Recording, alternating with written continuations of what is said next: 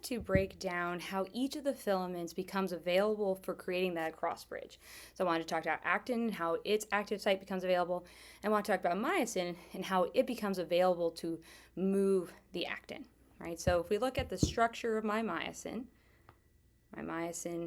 looks like this, okay, where I've got my head and we've got my tail. This folded in position is what it prefers to sit in, okay? But can a hand like this really hold hands very well? Not so much. So what we need to do is open it up or put it in what we call the cocked position.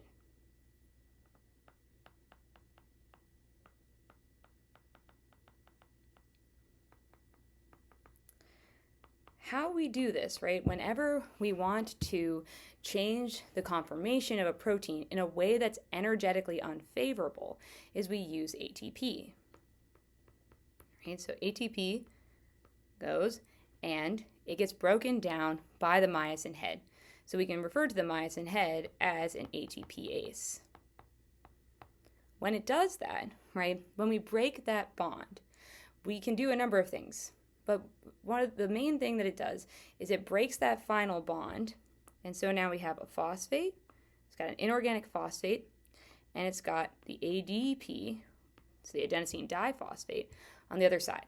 So think of the head as really a place for two hands, okay? And so it breaks that apart, and now we have the two hands are each holding a component of the ATP, and that last bond that we had now is providing the energy for the head to be in the cocked position. So now it can bind to actin, right? So we've got our actin, we've got our string of pearls here that have an active site. Right, so this is the active site. So myosin now can hold on, right?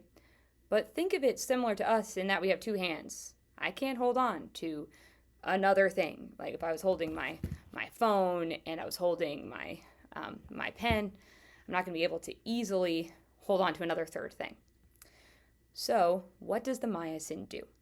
Well, it's way more attracted to the actin. The actin's a protein. Think of it, it's like, this is the cute girl at the party. I'd rather hold hands with her, right?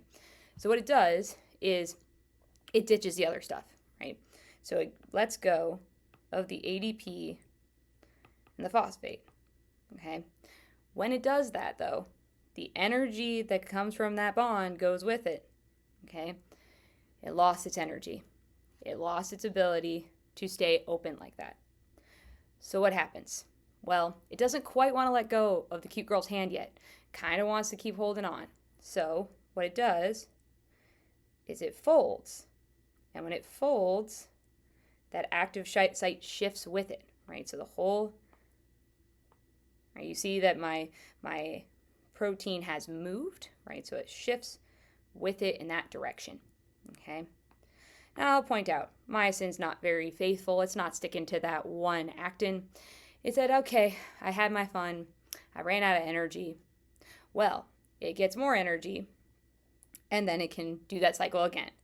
And when it gets more energy, it can bind to the next protein, which can shift it down.